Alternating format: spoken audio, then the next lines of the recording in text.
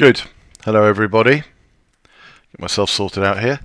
Hello everybody, it's Mark Schroeder once again from Charter Porter, running through some of the tutorials for the Aluma classification and extraction engine, the intelligent document processing engine that lives in the cloud. You'll recall this is now number 5 of these tutorials. The first 4 took you through various elements of extraction. And today we're going to cover the first of 2 covering classification. We're using, as we have done so far more or less, the command line to do this. Tomorrow's session will look at using the Document Studio tool that you can download from the Aluma website, which is a really powerful, feature-rich platform to really get the best out of tweaking and improving your classification, working with huge cohorts potentially of documents as samples. As I say, today we're using just some that have been provided with us. I'll show you what those are. So we had, if you recall, some samples that were here. You will have got dive records, invoices and mortgages. We're using mortgages today, and in there we have some samples that split into 2. One folder is called build, and inside there are 5 folders. Well, 6 actually. One is everything together in a zip, but 5 folders with folder names that are going to represent the names of the classifications. So we're going to train on these. It's going to take the folder name as being the classification for the documents that are contained within that folder. I hope that made sense. In other words, these 5 are assignment of deeds trust. I'd hope that was going to render them, but it didn't. For correspondence files, etc., etc. All of those 5 folders have been bundled together into this zip file.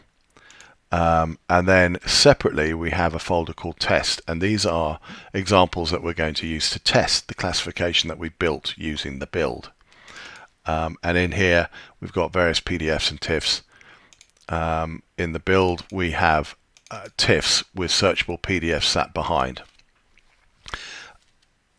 With searchable text behind the PDF. It's important for the purposes of training the system that you've got these searchable PDFs. You can use something like Adobe Acrobat, the full version of Adobe Acrobat, to batch create searchable PDFs from TIFFs, if that's what your customer's given you. For the purposes of testing though, it's fine. In here you can see we've got some just raw TIFFs. There's no raw TIFFs. There's no text behind. And that's fine in production. You don't need to have these searchable PDFs in production. It's purely for the purposes of building the classifier. Okay, what we'll do now is take a look at the tutorial inside of Aluma, where, if you recall, we went from getting started, we did the extract stuff, and we're now looking at classifying documents.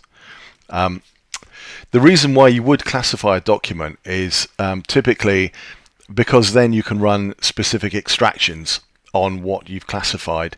So if you had a digital mailroom containing all incoming communications into your organization, there might be many different classifications of documents. There might be correspondence, invoices, contracts, CVs, various bits of communication coming in.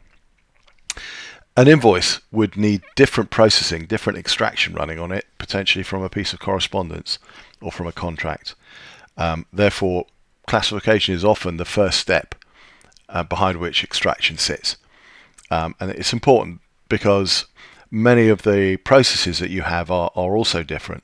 So not just the extraction, but you might want to go through an approval process for an invoice incoming and then commit the documents, the extracted metadata, into your line of business ERP system or accounts payable system.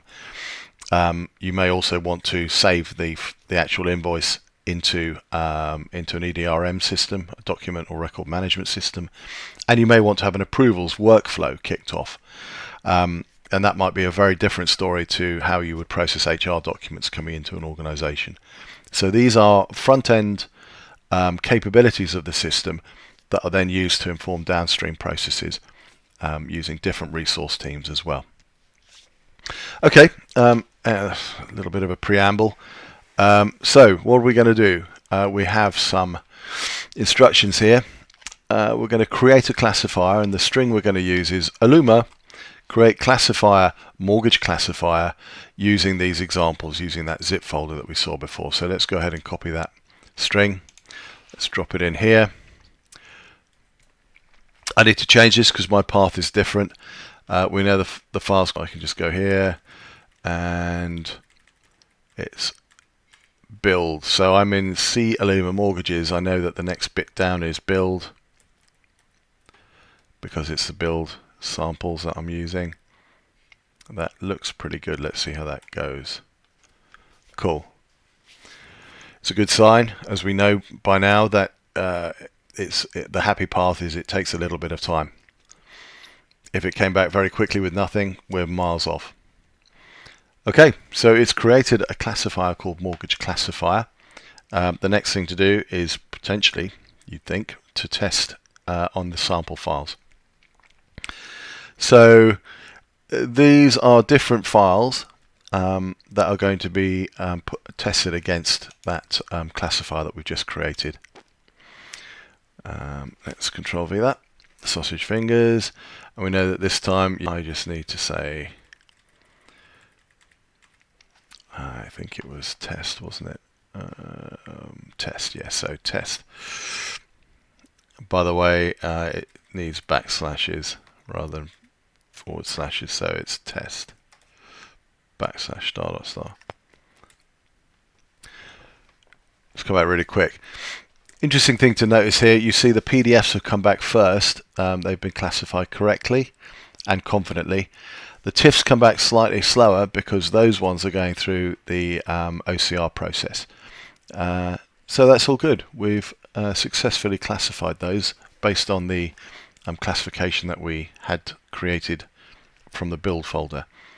The last thing we might want to do is let's output that to a CSV file. So we say give me that in the format of CSV and put it into a file we're going to call testing.csv.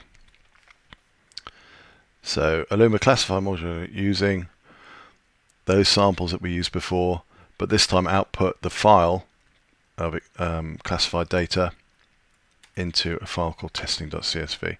So hopefully, yeah, there's a file being created here. See, it's right up to speed. 0 KB at the moment. Hopefully that will change as the file has gets written. Okay, it's gone ahead and done that. Now we have a file size of 1 kilobyte. Let's take a look. Cool. So it's given us comma delimited file. So we've got this in column format. Sorry, comma delimited file.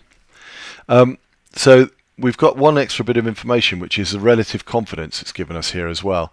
This is a number that the system uses to show you how confident it is and how close a match your test documents are compared to the sample documents that you use to train the system. If you get anything greater than 1, you're going to have a reasonably confident sample. Everything's well within the 1 value. So yeah, these are very confident. So in other words, the samples that we gave very closely match the training sample, and so we've got good values. Guys, that's as far as I'm going to take this particular tutorial. The next one, the Document Studio, will be a little bit more involved, but it really is a utility that's worth spending a bit of time on. Anyway, for now, that's it. Hope to see you again soon. Take care and catch you next time. Cheers.